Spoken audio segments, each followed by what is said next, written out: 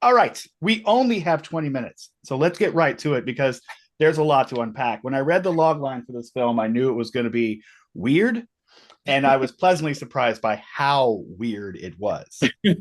So let's start with Addison. Yeah. Obviously, this is allegorical in a lot of ways of hmm addiction.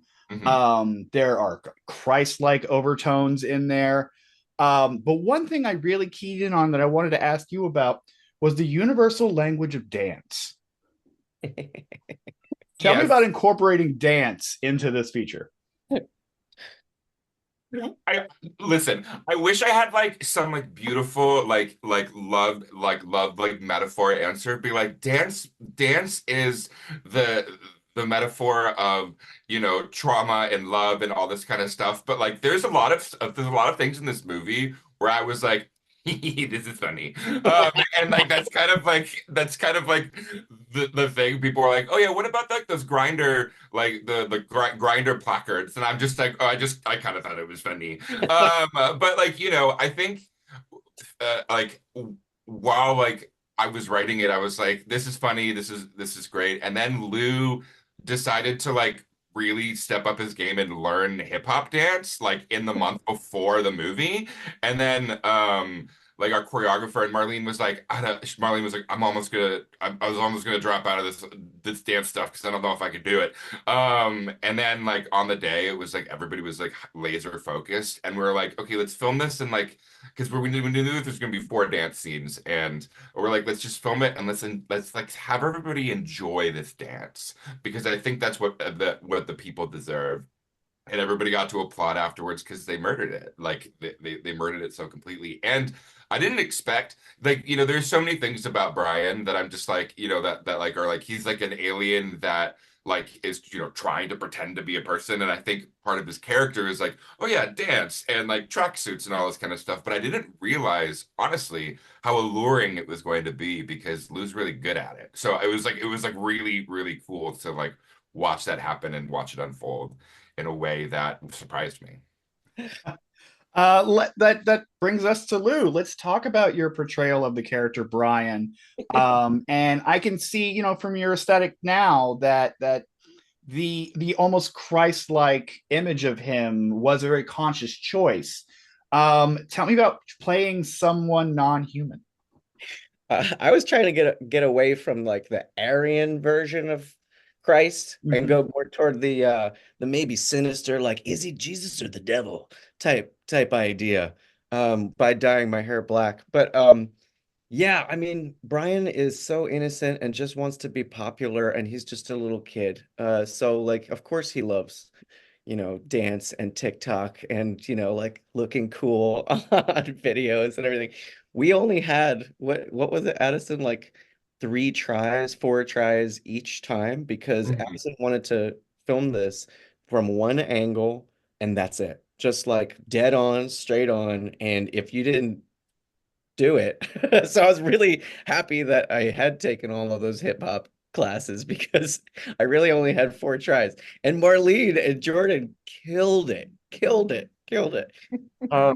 Yeah, I don't know. Brian, for me, was inspired a little bit by Gene Wilder's Willy Wonka because he's selling this world of imagination and magic, and I think he really believes it too in some ways. I think that he's not really lying to these people as much as like he doesn't know he's lying until they call him out. Right. The opening the film on Olivia with that long one take um monologue of the dream or of the false story that turns out to be a real story. Olivia, was that one take that looks like one continuous, like you had all that memorized? Yes. It was it was really fucking hard. I only had like 5 days to memorize it between a different project and starting this one. And that was actually the first thing we shot day one of the project at like 9 a.m. And it was um ended up being 8 minutes long and it was one take and we used the first take. I think we did like four or five. Yeah, I think we did four or five, and originally, with Olivia too, it's like we used the third take originally in the thing, and then Olivia's like, "Can I see the first take?" And then we watched it, and both of us were like, oh, never mind, that's the take. Like it was just so unreal and so good. Um, It was terrifying. I mean, I'm dyslexic and memorizing is the hardest part of my job for me, and I have to do so many gymnastics in my head to remember my lines, no matter how much I work on it. So this was absolutely terrifying. When I met with Addison beforehand, I was like, "Can you? I'll do the movie as long as like that's not on day one." And of course, it was day one first up. But I'm really happy with how it turned out. And honestly, it ended up being a gift because it helped me get into Joey's head from day one. Like there was no figuring out the character on set. I figured her out in that monologue pretty much, if that makes sense. Like, you know, once you're in your costume and you're on set and everything like that. And yeah, I'm happy with how it turned out. I'm glad that people are liking it because it's a really scary way to start the movie. It's quite vulnerable to just do one take, 8 minutes of me talking. Like I've heard it a million times and I'm pretty over it. Well, what's great about that take is there's a moment where Joey is framing her thoughts, and you do a bewitched nose wiggle, which is not used enough today in film. I think we can all agree on that.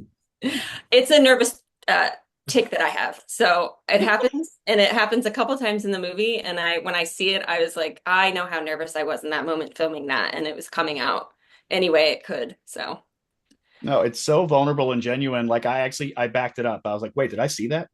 I thought it was a very humanizing thing for the character. Speaking of humanizing characters, Jordan, Craig can very easily be unlikable, but we love him. Oh, great. Tell me about We do. embodying that character and things you did to anchor his relatability. I was last into the film, I think. Addison, correct me if I'm wrong. I was Yeah. last in. I didn't have a lot of time to prepare. I read the script, and within, I think, 10 days or 2 weeks, I was coming to Los Angeles, and I was going to do this thing. And I was terrified because I love preparation. I think my default as an actor is a performance that's controlled and precise, and this was not that. It couldn't be because Craig is a mess, and I'm not a messy person. I'm a very clean person. I'm very tidy. So for me, I think it was through humor oftentimes that I always find a way to humanize a narcissist. And Craig is narcissistic. He's immature. He's a man child. He's a baby. But I think his relationship, I tend to find access points for characters I play through relationships and who they are in the eyes of other people and just my own sense of humor. And that was kind of all I had because there wasn't a lot of time to prepare. And it was helpful knowing that Addison said Craig is some of the darker, messier parts of him. And I do know Addison. So I tried to imbue a little bit, like here and there, little grains of Addison into the character as much as I could. But I think the thing that makes him particularly heartbreaking in the end is you really think that he's gone on a journey. Where he ends is not where he began. And there's a shot for him to be a better person. And then I don't know if I'm allowed to yeah, no spoil. spoilers. What are you doing, Jordan? Question: will he take the shot? Yeah. We'll let the viewer decide. Yeah. So, Marlene, you were a little off put by the dancing, but Oh, well, I'm older than all these people in this room right now. So, and I was like, I'll do anything. And I loved the idea of it. And then I had my first rehearsal. And I thought, I can't do this. I'm not going to be able to do this. How can I tell Addison I can't do this? But I did it. I trust him wholeheartedly. This is my second round, and the first part one was more. This one was so much fun and full of joy.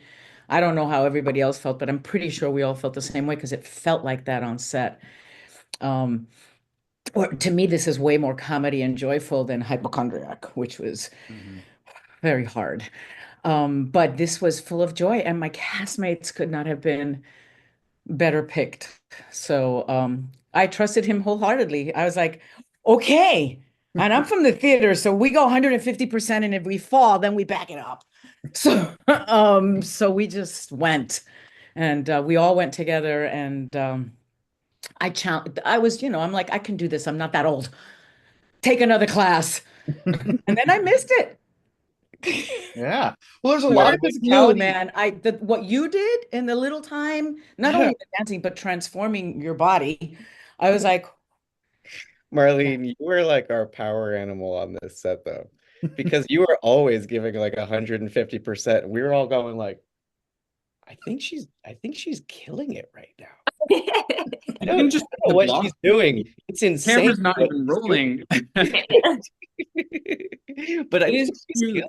It's a real thing, though, with respect to the dancing and just the performances in general. I think sometimes when you dive into a film and you don't have a lot of time to prepare, or you're last in, and there's just on smaller films, there's no rehearsal period. The belief that Addison had that everybody could do it, and the belief that he had in us is sometimes, at least for myself, anyways, that's kind of the thing that carried me through. Like I was really touched that he thought that I could do this for him. And the whole time I just thought I don't want to let him down. And he really believes in me. So I guess I can do it. And at least that's what got me through the hip hop choreography. Yeah. Well, and the physicality of the character obviously helps you to, find them immediately. Yeah. You just set right into them. And Marlene, there's a lot of physicality in your character, and also a lot of animality in your character, because you're nurturing to Brian, but you're very predatory to everyone else. Tell me about navigating that dichotomy. Well, it's a mom thing, right? It's a mother instinct. Very nurturing, but do not mess with Mama Bear.